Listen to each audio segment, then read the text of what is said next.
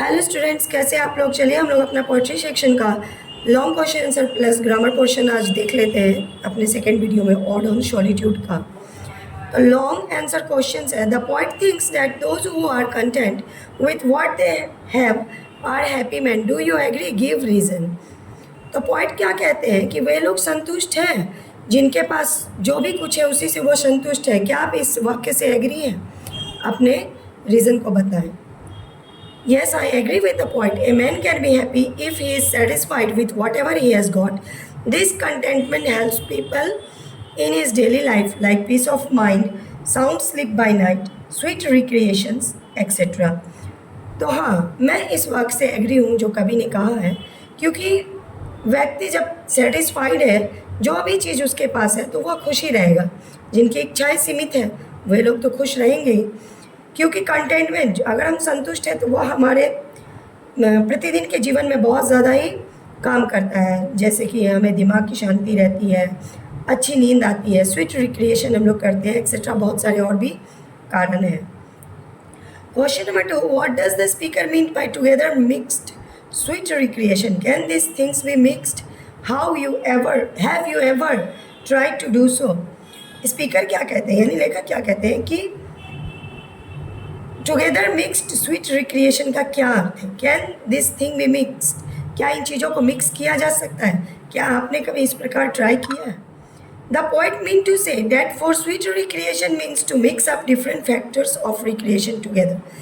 तो कल हम लोग पढ़े थे कि स्वीट रिक्रिएशन मतलब क्या होता है कि पढ़ाई लिखाई मौज मस्ती हर चीज़ जो हम मिला जुला के कर लेते हैं अपने खुशी के लिए।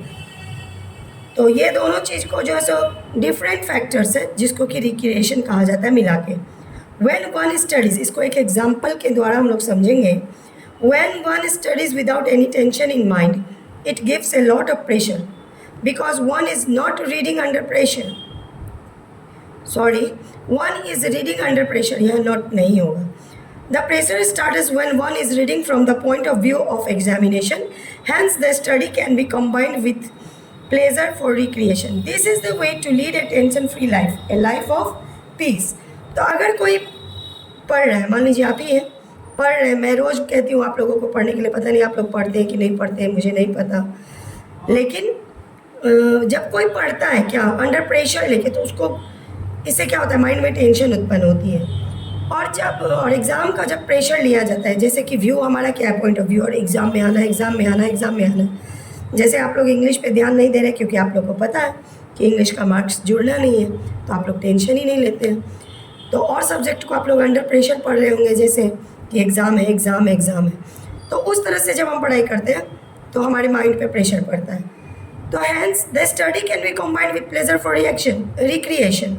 तो जब हम पढ़ाई को अपनी खुशी के लिए, अपनी तरक्की के लिए लेके पढ़ेंगे तो हमारे माइंड पे कोई प्रेशर नहीं पड़ेगा। तो यह तरीका है जिससे हम टेंशन फ्री लाइफ जी सकते हैं, ए लाइफ ऑफ पीस, यानी शांति का जीवन हम लोग जी सकते हैं। Question number 3, why does the poet want to live and die stealthily from the world, how many of you would to like do so and why. तो कवि जो थे वह किस प्रकार जीना चाहते थे, छुप छुपा के दुनिया से। वह नहीं चाहते थे कि उनका नेम फेम उन्हें दुनिया जाने। तो आप लोग में से कितने लोग ऐसा चाहते हैं, और अगर चाहते हैं तो क्यों चाहते हैं? The poet's philosophy is that of a noble soul. He is not in any publicity for himself during life and even on his death. तो पोइट का जो फिलोसफी है, क्योंकि वो बहुत महान आत्मा है, कि उन्हें कोई इंटरेस्ट इसमें नहीं पब्लिसिटी में, क्योंकि लोग मुझे जाने हैं, इवन कि उनके जीवन में भी या आफ्टर डेथ भी, यानी मरने के बाद भी वो नहीं चाहते थे कि उनका नाम हो, ना ही वो अपने जीवन में ऐसा चाहते थे। He wants to die stealthily and be unrecognized even after death. तो वो छुप छुपा करके जीना भी चाहते थे और मरने के बाद भी वह अपनी पहचान किसी को नहीं देना चाहते थे। Every few people like to go the poet's way because everybody wants name and fame. During this period they are alive and even after death. तो बहुत कम ही लोग हैं जो कवि के रास्ते पर चलना चाहेंगे, क्योंकि सभी लोग नेम और फेम दोनों चाहते हैं। जब तक वो जीवित रहे तब तक भी उनका नाम हो, इवन कि उनके मरने के बाद भी उनका नाम लिया जाए। Name and fame is a part of man's vision and goal. Name और फेम लोगों का विजन भी है और गोल भी है। Question number 4, is the title of the poem justified? Can you suggest any other title? Give reason for your choice.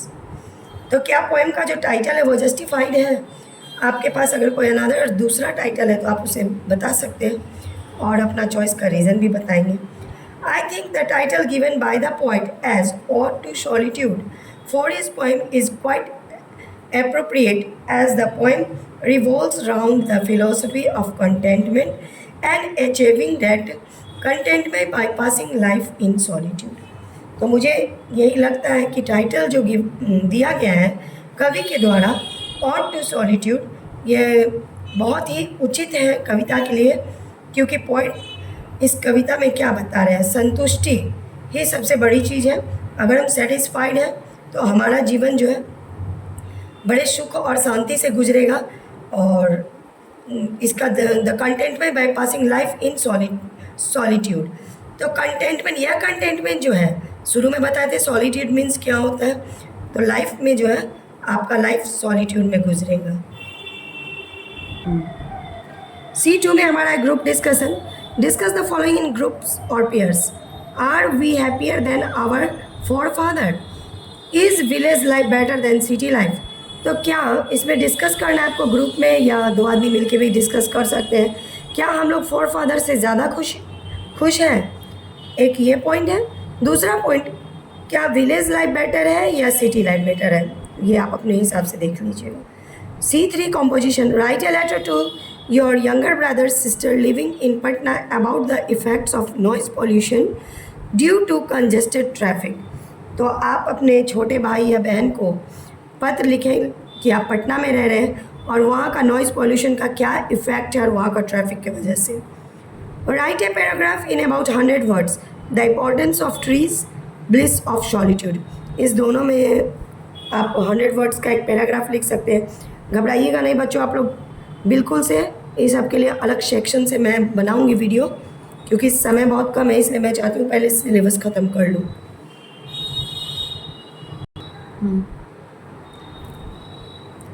D है word study dictionary word. Correct the spellings of the following words. तो मैंने करीब 5 video में सारा आप लोगों को सही करके बताया है। अब आप लोग यह करके दिखाइएगा, मुझे कल बताइएगा कि किए कि नहीं तो बाद में बताया जाएगा। इसको बस वर्ड सही करना है। टोटल आप वहाँ से देख लेंगे पोएम से, और इन सभी का वर्ड को आप जो गलत दिया हुआ है उसे सही करना है। D2, find out from the poem words the meaning of which have been given on the left hand side. The last part of each word is given on the right hand side. तो word find करना है, जैसे कि right left side में आपको दिया गया है, इसी का सेम वर्ड निकालना, जिसका कुछ लेटर दिया गया है उसे हमें देखना है। ए मेजरमेंट यूनिट, एकड़। Dressing clothes, attire. हॉली और lucky, blessed. Inherited from father, paternal. Indifferently, unconcernedly. Fill in the blanks with suitable words given below. I didn't get a sound sleep last night. तो इन्हीं सबको भरना है आपको इसमें fill up the blanks में। She found peace through yoga and meditation. Mr. Jha lay back and enjoyed the peace of the summer evening. Mrs. Sinha is content with what he has. Mr. Monk is a native speaker of English. E. Grammar section. And look at the following examples. He lives in his own house. Can you finish the work by the end of the day? Here words in and by used above to show relationship. Such words are called preposition. जैसे हम लोग conjunction बताए थे उसी प्रकार preposition भी है। तो यहाँ पर जो word है in और by जो दिया गया है, यह क्या शो कर रहा है?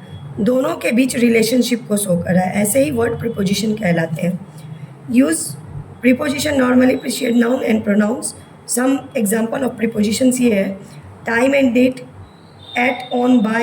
time and date का जब हम प्रयोग करेंगे तो उस समय ये सारे prepositions लगाए जाएंगे। at, on, by, before, in, from, since, for, during, to, till, until, after, afterwards, etc. Travel and movement के लिए जब हम यूज़ करेंगे from, to, at, in, by, on, into, onto, off, out of, with, across, through, along, etcetera.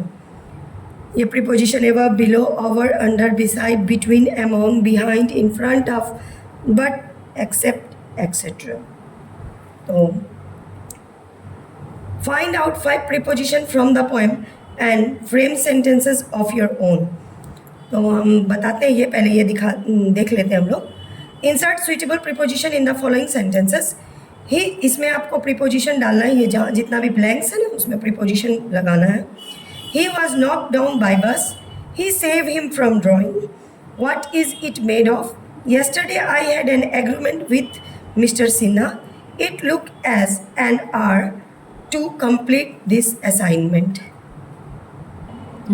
तो जो preposition 5 हमें लोगों को निकालना था और उसका सेंटेंस अपने आप बनाना था, तो देख लीजिए ये प्रीपोजिशन जो मैंने निकाला है वो to, in, with, of, by. इससे हम लोग सेंटेंस क्या बनाए, he went to market, I live in Delhi, I agree with her to this matter, the cost of this book is low, he came to me by car। Activity क्या है, study the following, care, air, bound, ground. These are called rhyming words, a words that has the same sound or ends with the same letter as another word is called rhyme।